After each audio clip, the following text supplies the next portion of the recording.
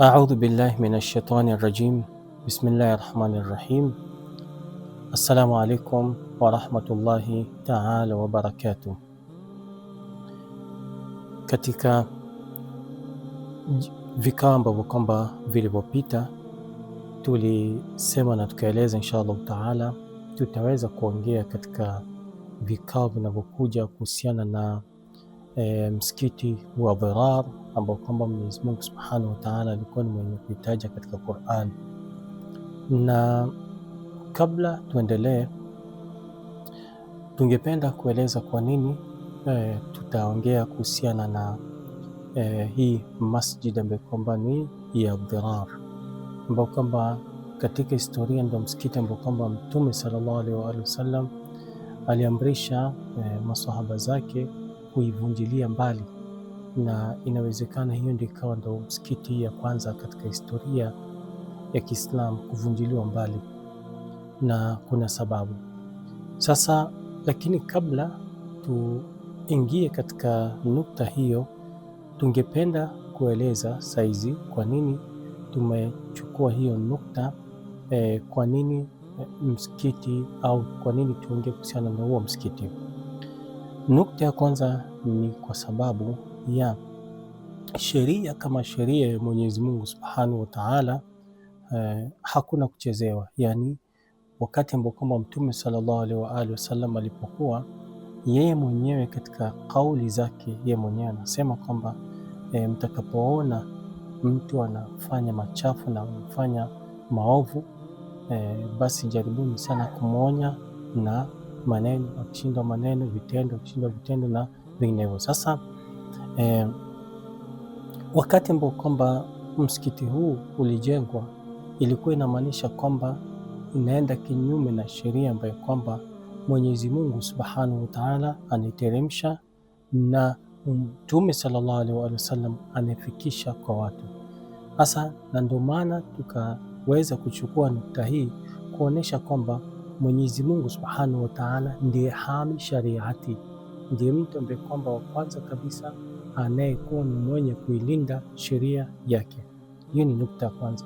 Alafu nukta ya pili, kivyovyote vile Mtume sallallahu alaihi wasallam anataka kutuonesha kwamba ikiwa mtu yeyote katika Uislamu atakuwa ni mwenye kuja na vitu ambavyo kwamba haviko, ni lazima na lazima kumkemea na kumwonyesha kwamba unachokuja nacho sio sahihi na ulichokuja nacho sio sahihi, ambaye kwamba iko kinyume na sheria ya Mwenyezi Mungu Subhanahu wa Ta'ala. Na ndio maana tumeweza kuchukua hii nukta ya kuongea kuhusiana na msikiti wa Dhirar. Wengi wetu hatujawahi sikia kuhusiana na msikiti huu wa Dhirar, lakini kuna aya mbili katika suratu Tauba ambayo kwamba Mwenyezi Mungu Subhanahu wa Ta'ala amekuwa ni mwenye kueleza kuhusiana na msikiti huu, lakini kwa sasa tutaweza tu kuchukua aya moja ambayo kwamba iko katika suratu Tauba, aya ya 107. Mwenyezi Mungu Subhanahu wa Ta'ala anasema, na unwani hii itakuwa vipi Mtume sallallahu alaihi wasallam ameweza kulinda sheria ya Mwenyezi Mungu Subhanahu wa Ta'ala, na vipi Mtume ameweza kuamiliana na wale ambao kwamba walipiga hatua kwenda dhidi ya kanun au sheria ya Mwenyezi Mungu Subhanahu wa Ta'ala. Aya ambayo kwamba tutaongea saizi kuhusiana nayo ni aya ya 107. Mwenyezi Mungu Subhanahu wa Ta'ala anasema, Bismillahir Rahmanir Rahim, walladhina ittakhadhu masjidan dirara wa kufra wa tafriqan baina almu'minina wa irsadan liman haraba Allah wa rasulahu min qabl wa la yahlifunna in aradna illa alhusna wallahu yashhadu innahum lakadhibun. Sadaqa Allahu al-aliyyul adhim. Katika aya hii Mwenyezi Mungu Subhanahu wa Ta'ala anasema, walladhina ittakhadhu masjidan diraran wa kufran wa tafriqan baina almu'minin, anasema na wapo waliojenga misikiti kwa ajili ya madhara na ukafiri, wa kufran na ukafiri, wa tafriqan, na kuwafarikisha waumini, wa tafriqan baina almu'minin, na kuwafarikisha waumini na kuwatenga waumini, wa irsadan liman haraba Allaha wa rasula, na pakuvizia kwa waliompiga vita Mwenyezi Mungu na mtume wake, min qabl, hapo kabla. Alafu anaendelea anasema, wala yahlifunna in aradna illa alhusna, na bila ya shaka wataapa kwamba hatukukusudia ila wema tu. Anaendelea Mwenyezi Mungu anasema, wallahu yashhadu innahum lakadhibun, na Mwenyezi Mungu Subhanahu wa Ta'ala anashuhudia kuwa wao ni waongo. Nafikiri aya imeeleweka wazi, lakini ili ieleweke vizuri tutaweza saizi kuingia katika wana tafsiri, tuangalie hii aya sababu yake ya kuteremshwa ni nini. Katika Kiarabu wanasema kwamba ni sababu nuzul. Sababu nuzul yani maana yake ni sababu ya kuteremshwa aya hii, kwa ajili kila aya katika Qur'an iko na sababu ya kuteremshwa kwake. Kwa hivyo pia hii aya iko na sababu. Tutaweza saizi kurudi katika kitabu cha Tafsiru Nur tuweze kuangalia sababu nuzul ni gani, alafu tukimaliza tutaenda katika tafsiri ya Qurtubi. Tukimaliza tafsiri ya Qurtubi, alafu mwisho tutamalizia na tafsiri ya Tabari alafu au Tabarasi, tuangalie natija ya aya hii ambayo kwamba ni ya 107, vipi Mtume sallallahu alaihi wa alihi wasallam ameweza kuhifadhi sheria ya Allah subhanahu wa ta'ala. Anaanza Sheikh anasema kwamba sababu nuzuliha, yani sababu ya kushuka aya hii na kuteremshwa aya hii, huwa ni anna qauman min almunafiqin, yani kuna kaumu ya watu ambao kwamba ni wanafiq, jau ila rasulillah. Hawa wanafiq walimjia mtume wetu Mtume Muhammad sallallahu alayhi wa alihi wasallam, wa talabu minhu, na wakawa ni wenye kumwomba mtume wetu, an yasmaha lahum bibinai masjid, wakamwomba kujenga msikiti, yani awe ni mwenye kutoa ruhusa ya kujenga msikiti.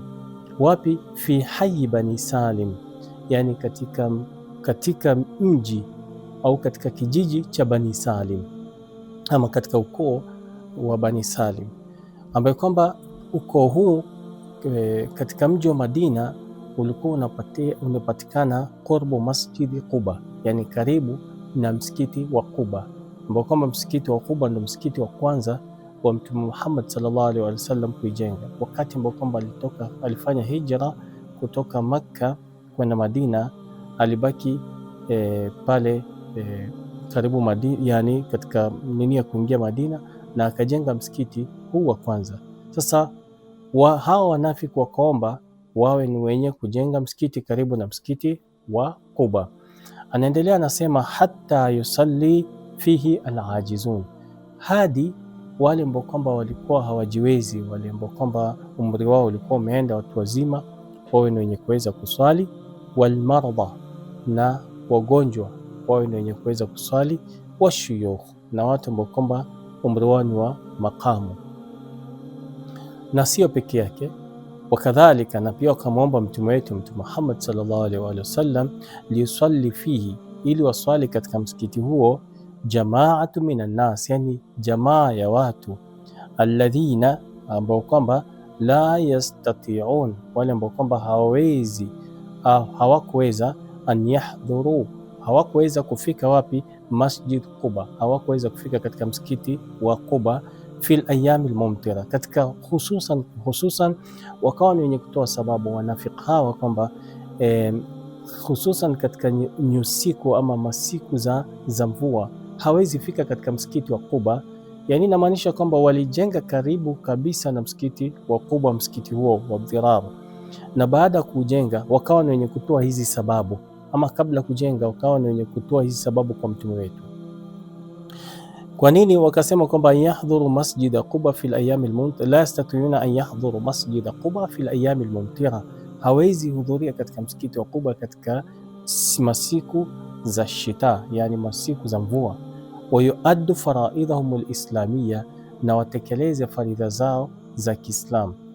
Wa kana dhalika fi alwaqti alladhi, na wakati huo ambao kwamba walimwendea Mtume sallallahu alaihi wa alihi wasallam, ilikuwa ni wakati gani? Anasema fi alwaqti alladhi kana fihi an-nabi, wakati ambao kwamba Mtume sallallahu alaihi wa alihi wasallam alikuwa aziman, alikuwa ameazimia ala tawajjuhi ila Tabuk. Wakati huo Mtume sallallahu alaihi wa alihi wasallam alikuwa ameazimia kwenda kwa vita vya Tabuk. Faadhana lahum an-nabi, Mtume sallallahu alaihi wa alihi wasallam akawapa idhini, yani akawapa ruksa kwamba sawa, hamna shida, jengeni msikiti. Illa annahum lam yaktafu bidhalik, walipojenga hawakutosheka na kujenga tu hawa nafik, lakini anasema bal talabu minhu, bali wakamwomba kwamba an yusalli fihi, yani wakamwomba wale wanafik awe mtume ni mwenye kuswali katika msikiti ule, msikiti wa Dhirar. Fa akhbarahum, lakini akawaambia kwamba wakati ule biannahu, kwamba azimun ala safari al'an, yani ameazimia kwenda, yani kusafiri, kwa hivyo hataweza wakati ule kuswali pamoja nao, bali ataswali atakaporudi. Lakini anasema wa inda audatihi biidhnillah, lakini wakati ambao kwamba atakaporudi, fasawfa yati masjidahum, atakuwa ni mwenye kufika hadi msikiti wao, faisalli fihi, au ni mwenye kuswali. Kwa hivyo inamaanisha kwamba walikuwa wanataka Mtume sallallahu alaihi wa alihi wasallam awe ni mwenye kuja katika ule msikiti na apige muhuri kwamba yeye ameswali, na hawa nafiki waseme kwamba sawa, mtume pia amefanya nini? Ameswali. Kwa hivyo huu ni msikiti ambao kwamba ni mu'tabar, na ni hila siku zote ya wanafiki. Anaendelea anasema, falamma rajaa an-nabii, wakati Mtume sallallahu alaihi wa alihi wasallam aliporudi kutoka kwa vita vya Tabuk, hadharu inda, tena walimjia pale pale Madina, watalabu minhu al-hudhur, na kuomba Mtume sallallahu alaihi wa alihi wasallam awe ni mwenye kuja katika msikiti ule na awe ni mwenye kusali fi masjidihim, awe ni mwenye kuhudhuria msikiti ule, wasala fi, na pia awe ni mwenye kuswali, yani kuswalisha salatul jamaa, wa an yad'u Allah lahum bil baraka, na awe ni mwenye kuombea baraka kwa msikiti ule. Wa kana nabii, anasema kwamba Mtume sallallahu alaihi wa alihi wasallam alikuwa kwamba wakati ule lam yadkhul ba'd abwab al-Madina, Mtume sallallahu alaihi wasallam alikuwa hajafika bado Madina, lakini anasema fanazala al-wahi, wahi ikawa ni yenye kuteremka, watala alaihi hadhihi al-ayat, na akasomewa aya hizi ambazo kwamba ni aya 3, lakini sisi tumesema tutachukua moja na ingine inshallah taala katika vikao vitakavyokuja tutakuwa wenye kuongea kuhusiana navyo, lakini tunataka tuangalie mahalul bahth, yani sehemu tu ya kuangalia vipi Mtume sallallahu alaihi wa sallam aliweza kuiprotect sheria ya Mwenyezi Mungu Subhanahu wa Ta'ala. Kwa hivyo fanazala alwahi, wahi ikashuka, watala alaihi hadhihi alayat, na akasomewa aya hizi, wakushifa sitar, na ile hijabu ikawa nenye kufunguliwa, an a'mali haula, yani ikafunguliwa hijabu kwa kazi yao chafu na nia yao chafu ambayo kwamba walikuwa wameipanga. Fa amara nabii, Mtume sallallahu alaihi wa alihi wasallam akawa ni mwenye kuamrisha biharqil masjidil madhkuri, yani kuwa ni yenye kuchoma msikiti ambao kwamba umekuwa na yenye kutaja, yani Masjid Dhirar, wa bihadmi baqaya, na kuvunjilia mbali kila kitu ambacho kwamba ilikuwa inahusiana na huo msikiti, wa an yuj'al makanuhu, na sehemu yake ambayo kwamba ulijengewa ule msikiti ijaliwe kuwa ni nini, mahallan liramil qadurat, yani sehemu ya kutupa takataka. Yani hiyo msikiti ulikuwa ni yenye kuvunjwa, Mtume sallallahu alaihi wasallam akawa ni mwenye kutoa amri na ikavunjiliwa mbali, na akatoa amri kwamba ule msikiti uwe badala ya kubaki hivyo hivyo, ijaliwe ile sehemu kuwa ni nini? Ijaliwe ile sehemu kuwa ni sehemu ya takataka. Hapa ndugu yangu Muislam ni kwamba Mtume sallallahu alaihi wa sallam kwa nini alitoa hiyo amri? Na je, Mtume ana haki tasarruf katika ardhi yoyote ama ana haki tasarruf? Tunapata kwamba Mtume sallallahu alaihi wa sallam alikuwa yuko na haki tasarruf katika ardhi yote, yani ardhi ambayo kwamba Mtume alipokuwepo, hata kama ni ya mtu, lakini alikuwa yuko tashri'an au shar'an, kisheria alikuwa yuko na haki ya kutasarraf, yani haki ya kutumia ardhi ikiwa inakuja katika masala ya kisheria, na ndio maana akaamrisha ile msikiti ivunjiliwe mbali na ijengwe takataka katika hiyo sehemu. Wale ambao kwamba watataka kufanya bahath wanaweza katika urudi katika kitabu ambacho kwamba inaitwa Majma' al-Bayan, alafu na pia Tafsirul Manar kwa wenye kurudia tarikhi hii ama tafsiri hii aya hii, na pia kuna kitabu ambacho kwamba kinaitwa Nuru Thaqalain, wataweza kupata historia hii. Kisha anaendelea anasema, wa bihasbi baadhi riwayat, na kulingana na baadhi ya riwaya anasema, fa inna binaa masjid Dhirar, yani hakika ujenzi wa msikiti wa Dhirar fil Madina, katika mji wa Madina, kana biamr. Sasa tuangalie ni nani ambaye kwamba aliongoza katika kujengwa msikiti huu wa Masjid Dhirar.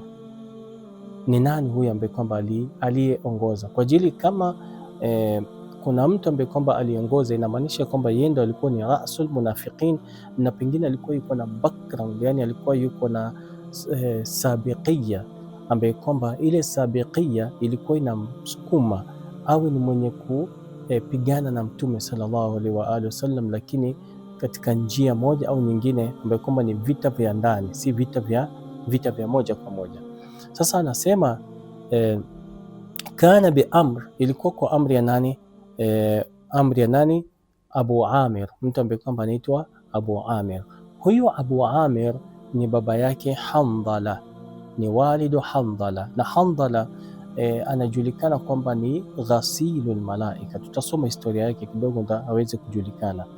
Baba yake huyu ndio huyu rasul munafiqin, yani ndiye ambaye kwamba alitoa amri msikiti wa Quba msikiti wa Dhirar ujengwe, lakini huyu Abu Amir ndiye baba yake Handala. Sasa katika ninio, tukirudi katika historia ya Handala ni nani, wanasema kwamba Handala ghasilul malaika. Handala ni ghasilul malaika. Ghasil yani ni yule ambaye kwamba alikoshwa na malaika, ni mtu ambaye kwamba alikoshwa na malaika, ni sahaba ambaye kwamba alikoshwa na malaika, aliyefariki katika vita vya tatu vya Kiislamu, kwamba ni vita vya Uhud. Anasema kwamba Handala ibn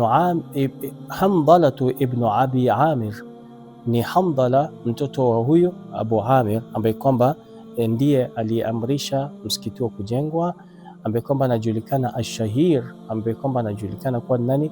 Bighasili almalaika, anajulikana kwamba aliyeoshwa na malaika, ambaye kwamba alikuwa ni mwenye kufariki mwaka wa 3 wa Hijria, min ashabi nabii, ambaye kwamba alikuwa ni miongoni mwa sahaba za Mtume Muhammad sallallahu alayhi wa alihi wasallam, alladhi istushhida, ambaye kwamba alipata shahada huyo Handala fi ghazwati Uhud, katika vita vya Uhud. Kana li Handala makan khassa, yani makana khassa. Handala alikuwa yuko na heshima kubwa baina almuslimin, baina waislam wal mushrikin, na washirikina pia alikuwa yuko na mansab. Waqad rawa ahadith an nabii, huyo Handala pia amepokea ahadith, amepokea riwaya pia kutoka kwa mtume wetu Mtume Muhammad sallallahu alaihi wasallam. Wakati mwingine utasikia imepokea kutoka kwa mtume kwamba nani amesema, Handala amepokea kutoka kwa warawa Handala mfano, wa baadhi sahaba, na pia kutoka kwa baadhi ya masahaba. Alafu anaendelea, wa amma ibnuhu Abdullah alladhi yu'ad min sighari sahaba faqad tawalla qiyada thawra, mpaka mwisho. Sasa ni mtoto wa wa Handhala. Lakini anasema istushhida Handhala fi ghazwati Uhud, alifariki huyo Handhala katika vita vya Uhud. Wa kanat shahadatu dhata ahmiya baligha, na kifo chake kilikuwa na athari kubwa. Hata inna mushriki Quraish, yani hadi kiasi ambacho kwamba washirikina wa Quraish, wale ambao kwamba walikuwa wanapigana vita na Waislam, wala siyam Abu Sufyan, na zaidi huyu Abu Sufyan, nadhamu fiha ash'aran wa ahazij, walipanga na wakaandika mashairi kuhusiana na huyu Handhala ambaye kwamba baba yake ndiye ambaye kwamba alipanga kujengwa msikiti wa Dirar. Na katika mashairi ambayo kwamba ilikuwa inajulikana katika hija ambayo kwamba ilikuwa inajulikana ni Handhala bihandhala, yani mnaweza rudia katika kufanya muraja ya huyo Handhala. Nini yake hija yake ambayo kwamba ilikuwa inajulikana, unaweza tafuta Handhala bihandhala alladhi anshadahu Abu Sufyan, ambaye kwamba Abu Sufyan ndiye ambaye kwamba alikuwa ni mwenye kuiandika tha'ran liazimati Badr wa maqtal ibn Handhala. Lakini anaendelea anasema kwamba kumalizia ni kwamba wakana Handhala min arrijali alladhi kanat, alikuwa ni miongoni mwa kabila la Aus, taftakhir bihim ala al-Khazraj, yani Aus walikuwa wanajifakharisha na Handhala. Kwa ajili kitambo kulikuwa kuna kabila mbili, kuna kabila la Aus na Khazraj. Sasa kabila la Aus walikuwa wanajifakharisha na huyo Handhala. Waqad udda ismuhu aidan fi kutab alwahi, na pia wale ambao kwamba walikuwa wanajulikana waandishi wa wahi ambao kwamba walikuwa wanaandika wahi ya Mtume Muhammad sallallahu alaihi wasallam, au walikuwa wanaandika yale ambayo kwamba Mtume sallallahu alaihi wasallam anafunuliwa, ni huyo ni Handhala. Sasa baba yake ndiye ambaye kwamba alikuwa amepiga mipango ya kujenga huu msikiti wa Dirar. Sasa anaendelea anasema, baada ya kumfahamu huyu baba yake ambaye kwamba Abu Amir, sasa turudi katika historia yake. Huyu Abu Amir ni nani? Anasema waqad kana min az-zuhad, huyu Abu Amir alikuwa min az-zuhad, alikuwa ni miongoni mwa wachamungu, wal-ubad an-nasara, alikuwa ni miongoni mwa wachamungu wa Kinasara. Walahu nufudhun wasi' fi qabilati al-Khazraj, na pia alikuwa yuko na nguvu kwa kabila la Khazraj. Indama hajara an-nabi, anasema wakati ambao kwamba Mtume sallallahu alaihi wa alihi wasallam alipokuwa anahama kutoka Makka kwenda Madina, wahtadhanahu almuslimun, na Waislamu wakampokea, wanasaruhu, na wakamnusuru mtume wetu Mtume Muhammad sallallahu alaihi wa alihi wasallam. Wa baada intisari almuslimin, na baada kunusurika Waislamu ala almushrikin, kwa washirikina katika vita vya Badr, fi maharakati Badr, yani katika vita vya Badr, raa Abu Amir. Sasa hapo tunarudi tuangalie Abu Amir ni nani. Raa Abu Amir, huyu Abu Amir aliona alladhi kana yawman min almubashirina bidhuhuri nabii, au min almubashirina bidhuhuri nabii, ambaye kwamba huyu Abu Amir pia kuna wakati alibashiri kudhihiri kwa Mtume sallallahu alaihi wa alihi wasallam, anna an-nasa qad infaddu min hawli, alijikuta kwamba watu wote baada ya Uislamu na baada ya kukubali Uislamu, aliona watu wote wamemtoroka, kwa ajili yeye alikuwa anajulikana kwamba ni miongoni mwa viongozi wa Kinasara, miongoni mwa maimamu, acha tutumie jina maimamu, yani mashekhe na ustadhi wa Kinasara. Sasa na alikuwa yuko na wafuasi, lakini baada ya Uislamu kuingia ikawa sasa watu wakatoka kwake wakasilimu. Sasa mpaka mwisho akajipata hana tena watu, hana tena wafuasi. Hivyo anaendelea anasema, wabakia wahida, na kabaki yuko peke yake huyo Handhala.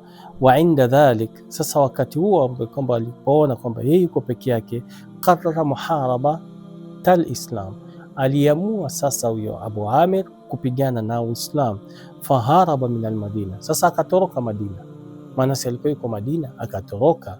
Faharaba min al-Madina ila Makkah, akatoka Madina akaenda Makka, baada ya kuona Waislamu tayari watu wengi wameingia katika Uislamu na Madina imekuwa ni mji wa Kiislamu, yeye mwenyewe tena akatoka akaamua aende zake Makka. Kwa ajili Makka kulikuwa kuna Abu Sufyan, kulikuwa kuna wale ambao kwamba yani kulikuwa kuna base tu nzuri ambaye kwamba anaweza tengeza watu wa kupigana na mtume wetu Mtume Muhammad sallallahu alaihi wasallam.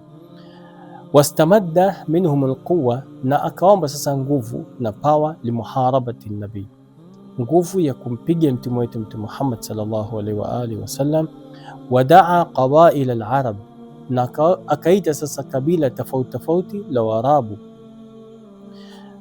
Fakana yunafidh wa yaqud juz'an min mukhattitat ma'raka Uhud. Sasa yeye alikuwa anapanga, alikuwa anapangilia nini vita, yani kupigana katika nini, katika vita hivi vya Uhud. Walamma intahat hadhihi almaraka, na wakati sasa hii vita vya Uhud vilisha, haraba Abu Amir min almadina wa dhahaba ila Herqel, alitoroka na akaenda Herqel ambaye kwamba ni kwa nani, ni Malik, ambaye kwamba ni Malik Rum, ambaye kwamba alikuwa ni mfalme wa Rum. Liyastaina bihi, tena pia aombe msaada kutoka kwa huyu mfalme, ala qitali nabii, kupigana na mtume Muhammad sallallahu alaihi wa sallam. Yani wakati ambapo kwamba aliona sasa katika vita vote ameshindwa, vita vote na vote amekuwa mwenye kushindwa. Anasema kwamba farasu nifaq wal kufr yakhruj min sulbihi Hamdala. Yani sasa ikiwa huyu mtu kama huyu Abu Amir ambaye kwamba alikuwa ni mnafik na kujenga msikiti wa Dhirar na kupanga mipango yote, lakini tuangalieni katika mgongo wake ukatoka mtu kama Hamdala, yani mtu ambaye kwamba ni ashiqul Islam, ambaye kwamba ni mpenzi wa Uislamu wa Nabil Karim, na mpenzi wa mtume wa shahid. Na huyo Hamdala pia kufa shahidi, alladhi ghassalatu almalaika, yani mtu ambaye kwamba ameoshwa na malaika, ambaye kwamba pia atataka nukta hii atakuwa ni mwenye kurudi katika tafsirul amthal, ambaye kwamba inaitwa tafsirul amthal fi tafsiri kitabillahi almunzal. Anaendelea Sheikh anasema, indama talaba haula, sasa wakati ambao kwamba walipoomba wale wanafiki walipoomba kutoka kwa mtume sallallahu alaihi wa alihi wasallam msikiti wa Dhirar, kanu qad tarau thalatha asbab li talabihim. Sasa anaanza kuchambua, anasema wakati ambao kwamba hawa wanafiki walikuwa ni wenye kumwomba mtume Muhammad sallallahu alaihi wa alihi wasallam wao ni wenye kujenga msikiti wa Quba, walikuja na sababu tatu ambapo kwamba ni sababu msingi sana. Maana mnafiki kama mnafiki hawezi kuja tu na kukwambia mimi nataka 1 2 3, lakini ataangalia atakuja kwa lubul mawdhu, atakuja kwa masala ambayo kwamba ni kina, masala ambayo kwamba ni nukta muhimu sana inahusiana na wewe. Alafu sasa katika nukta inahusiana na wewe, sasa ndipo hapo atakuja atachukua hizo nukta. Walitoa nukta tatu. Nukta ya kwanza, kabla wajenge msikiti walisema nini? Hubbuhum fi iqamat salati aljamaa, yani walisema kwamba mtume, tunapenda sana kusimamisha salatul jamaa, ndio maana tunataka msikiti wa Quba ufanye, msikiti wa Dhirar tujenge. Nukta ya pili walimwambia mtume nini? Khidma almusallina min alajizin wa shuyukh, yani watakuwa ni wenye kuhudumia wale ambao kwamba wanaosali katika nani, katika alajizin, wazee wa shuyukh, na wale ambao kwamba umri wao ni umeenda zaidi. Alafu ya tatu, wa hubbuhum fi nabii wa salati, na kumpenda mtume na sala yake pia, yani kwamba mtume wakati mwingine awe ni mwenye kuja na kusalisha katika huo msikiti. Wa jamia hadhi alasbab, Sheikh anasema kwamba sababu hizi zote kanat mughallafatun bin nifaq, yani sababu zote hizi zilikuwa zimefungwa na unafiki.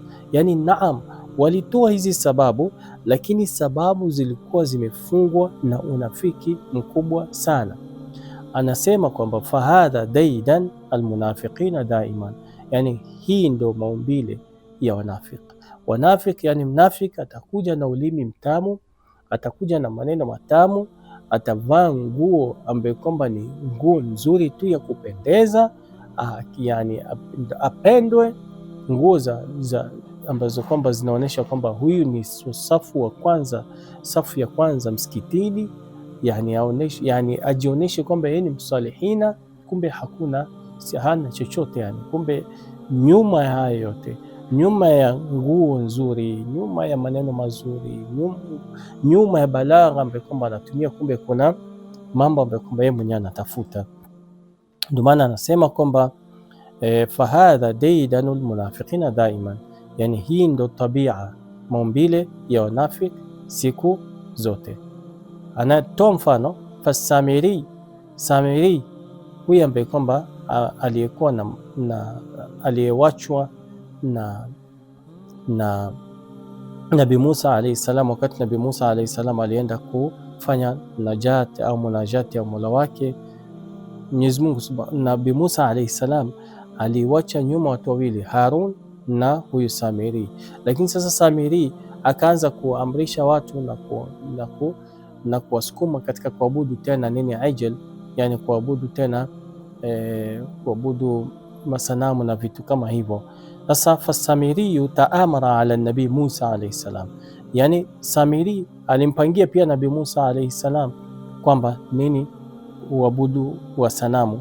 Alimpangia vipi tutarudisha ile hali yetu ya kuabudu sanamu.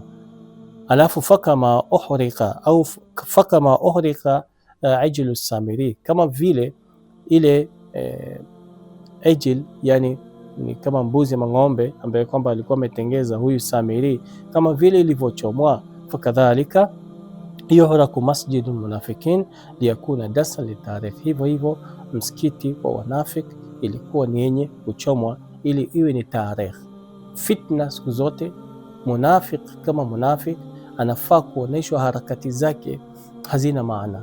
Ikiwa munafik atagunduliwa kwamba harakati zake ndio hizi, ni vizuri kumaliza harakati yake ili asiwe ni mwenye kujaribu kuingiza uchafu katika Uislamu na kuingiza uchafu katika yale masafi ambayo kwamba Uislamu ilikuwa nenye kuja nayo. Na kuendelea ni kwamba Shekhe hapa anakuja na nukta ambazo kwamba ni nukta muhimu sana tena sana. Anakuja na nukta ya kwamba Uislamu yuharrim ayu darar, kwamba Uislamu inakuwa ni yenye kuharamisha madhara aina yoyote, yani kivyovyote vile, ndugu yangu Muislamu, yani madhara aina yoyote ile Uislamu inakuwa ni yenye kuharamisha, ima madhara ya kijinsia, ima madhara ya kimuamala ya kuamiliana kama vile tutakavyoona katika mifano, au madhara aina yote ambayo kwamba itakuwa ni yenye kuja katika akili yetu kwamba haya ni madhara, Uislamu ni yenye kuiharamisha. Na amekuja na mfano akasema, la darar wala dirar fil Islam, yani hakuna madhara wala kudhuriana katika nini, katika Uislamu hakuna kabisa. Ikiwa mtu atasababisha mwenzake kudhurika, ikiwa mtu atakuwa ni mwenye kudhuru mwenzake, basi atakuwa anaingia katika haramu.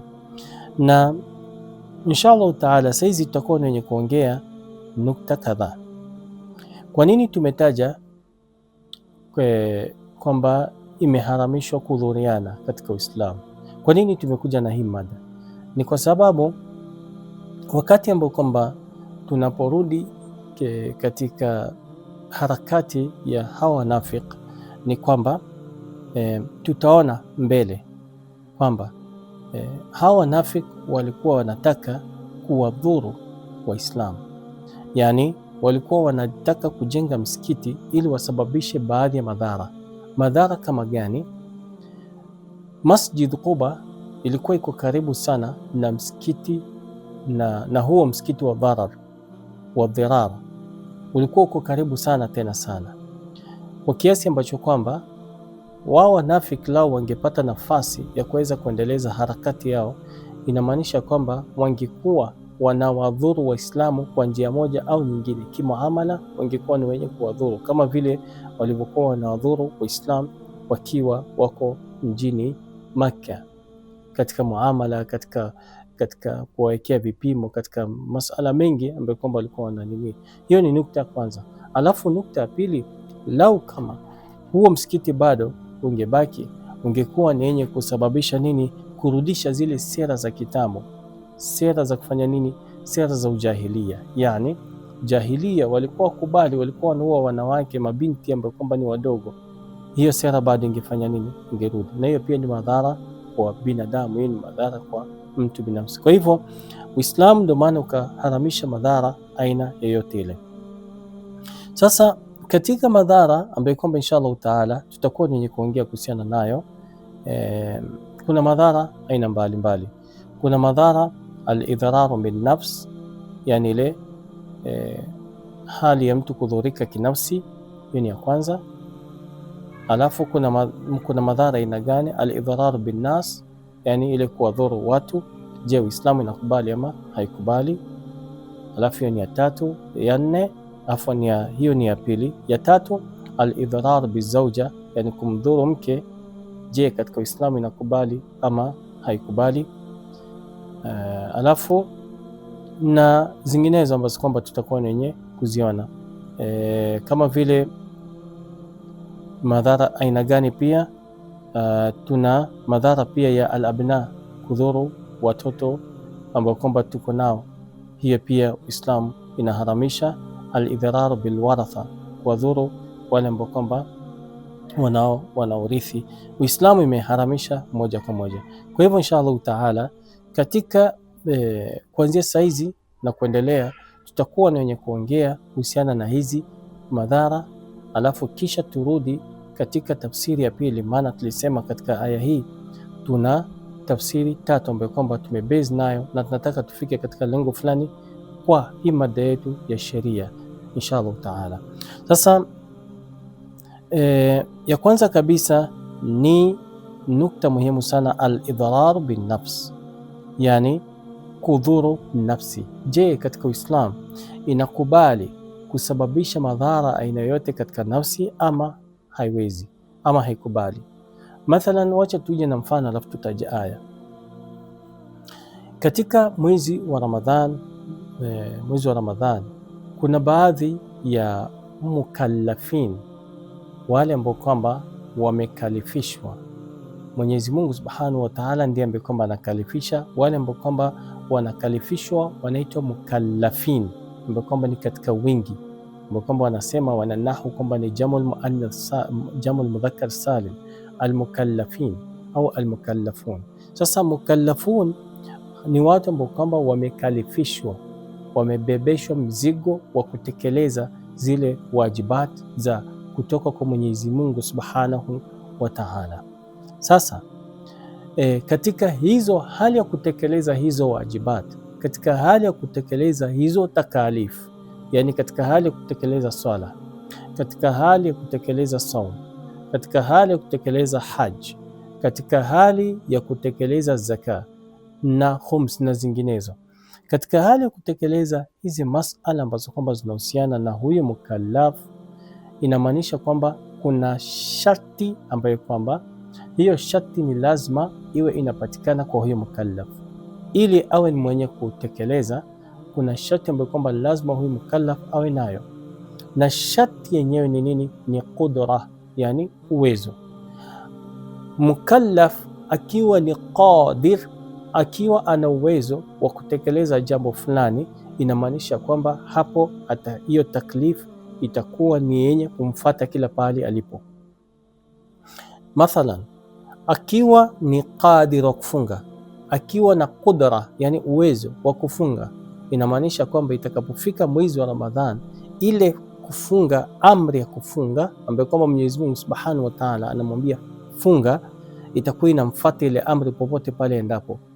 Kwa hivyo inamaanisha kwamba itakapofika alfajiri, yani itakapofika alfajiri ile amri itakuwa naye mpaka magharibi.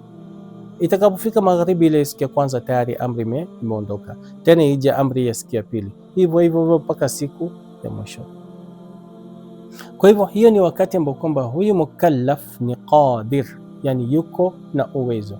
Lakini sasa hapa ni kwamba je, kama hana uwezo, mathalan kama hana uwezo, ambaye kwamba inshallah taala itafika pale pake tutaongea kwa urefu zaidi. Kama hana uwezo, je, anaweza kufunga ama hawezi kufunga? Je, anaweza shikana na zile takalifu ama hawezi shikana nayo? Tutakuwa wenye kujibu na aya ya Mwenyezi Mungu Subhanahu wa Ta'ala. Kabla hapo tumchukue huyo mwanamke ambaye kwamba ni mzazi anayenyonyesha, mwanamke ambaye kwamba anayenyonyesha. Mathalan, mwanamke ambaye kwamba anayenyonyesha, tunajua kwamba ili anyonyeshe lazima ale vizuri, anywe maji na vitu kama hivyo. Asipokunywa, asipokula atadhurika kiafya. Je, Uislamu inasemaje kuhusiana na huyo mwanamke ambaye kwamba hana uwezo wa kufunga, na ikiwa atafunga atakuwa ni mwenye kudhurika na kujizuia kule, yani kutofunga, yani kufunga kule. Sasa katika aya tutakuwa wenye kujibu na aya Mwenyezi Mungu Subhanahu wa Ta'ala, ambaye kama Mwenyezi Mungu Subhanahu wa Ta'ala anasema kwamba hiyo ni ya kwanza, al-idrar bin nafs, yani kuna wakati ambapo kama mtu anaweza dhurika kinafsi. Mwenyezi Mungu Subhanahu wa Ta'ala anasema katika suratul Baqara aya 185, Bismillahir Rahmanir Rahim, shahru Ramadan alladhi unzila fihi alquran. Bismillahir Rahmanir Rahim, shahru Ramadan alladhi unzila fihi alquran hudan linnas wa bayyinatin minal huda wal furqan faman shahida minkum ash-shahra falyasum waman kana maridan au ala safarin fa'iddatun min ayamin ukhra yuridu Allahu bikum al-yusra wala yuridu bikum al-usra walitukmilu al-iddata walitukabbiru Allaha ala ma hadakum wala'allakum tashkurun. Sadaqa Allahu al-aliyyul azim. Mwenyezi Mungu katika aya hii anasema kwamba shahru Ramadhan, yani anaanza akisema kwamba mwezi wa Ramadhan, mwezi mtukufu wa Ramadhan, alladhi unzila fihi alquran, ambayo kwamba imeteremshwa humo Quran, hudan linnas, Qurani tukufu kuwa ni uongofu kwa nani? Kwa watu. Hudan linnas wa bayinatin min alhuda walfurqan, na hoja zilizo wazi na uongofu na upambanuzi, walfurqan. Faman shahida minkum ash-shahra, anaendelea Mwenyezi Mungu anasema basi atakaye kuwa mjini, faman shahida minkum ash-shahra, basi atakaye kuwa mjini katika mwezi huu basi na afunge. Anaendelea anasema waman kana maridan, na mwenye kuwa mgonjwa, au ala safarin, au atakuwa safarini, basi atimize hisabu katika siku nyingine, fa'iddatun min ayamin ukhra, yani ikiwa ni mgonjwa na ikiwa atakuwa yuko katika safarini. Kisha anaendelea Mwenyezi Mungu, yuridu Allahu bikum al-yusra wala yuridu bikum al-usra. Mwenyezi Mungu Subhanahu wa Ta'ala anakutakieni, na hapa ndo nukta muhimu, Mwenyezi Mungu anakutakieni yaliyo mepesi wala hakutakieni yaliyo mazito. Kisha anaendelea anasema walitukabbiru walitukmilu al-iddata walitukabbiru Allaha ala ma hadakum wa la'allakum tashkurun, mpaka mwisho aya.